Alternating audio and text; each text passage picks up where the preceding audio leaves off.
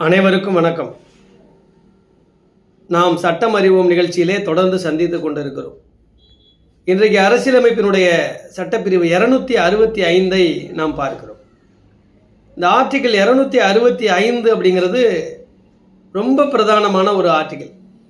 இதில் என்ன முக்கிய செய்தி அப்படின்னு சொன்னால், சட்டத்தால் அன்றி எந்த ஒரு வரியையும் எந்த அரசாங்கமோ தனிநபரோ யாரிடமும் வசூல் பண்ண முடியாது. இன்றைக்கு நம்ம என்னென்ன மாதிரியான டேக்ஸ் கட்டுறோம்? வீட்டுக்கு ஹவுஸ் டேக்ஸ் கட்டுறோம், ப்ராப்பர்ட்டி டேக்ஸ் சொத்துக்கு வரி கட்டுறோம், குடிநீர் வரி கட்டுறோம், மின்கட்டணத்துக்கு செலுத்துகிறோம், இடத்துக்கு தனியாக கட்டுறோம், ரோடு டேக்ஸ் கட்டுறோம், டோல்கேட்டில் பணம் கட்டுறோம், ஜிஎஸ்டி கட்டுறோம், இன்கம் டேக்ஸ் கட்டுறோம், சேல் டேக்ஸ் கட்டுறோம், கமர்ஷியல் டேக்ஸ் கட்டுறோம். இப்படி பல்வேறு விதமான வரியை டேக்ஸை அரசாங்கத்துக்கு செலுத்துகிறோம். எதன் அடிப்படையில்? அரசியலமைப்புடைய சட்டம் 265 தெளிவாக சொல்லியிருக்காங்க. அரசாங்கம் சட்டத்தின்படியாக வரியை ஒரு நபரிடம் வசூல் செய்யலாம்.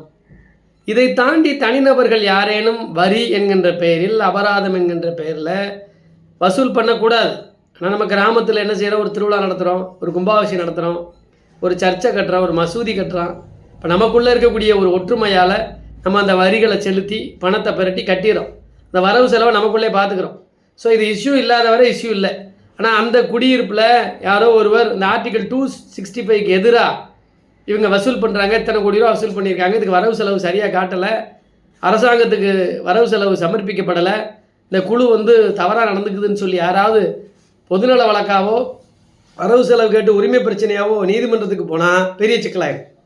இன்னமும் சில கிராமங்களில் இவ்வளவு பெரிய அறிவியல் உலகத்தில், இவ்வளவு பெரிய நாகரிக உலகத்தில், இவ்வளவு சட்டங்கள் இருக்கக்கூடிய இந்த நாட்டில் இன்றைக்கும் பல கிராமங்களில் அபராதம் போடுறாங்க. யாராவது விரும்பி கல்யாணம் பண்ணிக்கிட்டாங்கன்னா அவங்கள தள்ளி வச்சு ஊரோட சேர்த்துக்கணும்னா 20,000 கொடு, லட்சம் கொடு, 2 லட்சம் கொடுன்னு அபராதம் போடக்கூடிய பல்வேறு கிராமங்கள் இருக்குது. இதில் எக்ஸிக்யூஷன் நிர்வாகத்துறை தெளிவாக நடவடிக்கை எடுக்காமல் இருக்காங்க. இதை நம்ம நிறையவே பார்க்குறோம். இப்போ இந்த மாதிரி இல்லீகலாக புள்ளி வரி இதெல்லாம் வாங்கும்போது யாராவது ஒரு நபர் அதனை இஷ்யூவாக கொண்டு போனார்னா சட்டச்சிக்கல், இஷ்யூவாக கொண்டு போகலைன்னா பிரச்சனை இல்லை.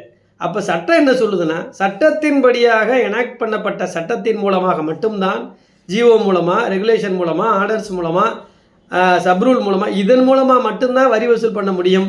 இதை தாண்டி எந்த ஒரு தனிநபர்த்தையும் யாரும் அரசாங்கமோ சட்டத்தை மீறி வரி வசூல் செய்ய முடியாது. அது முழுக்க இல்லா நிலையது.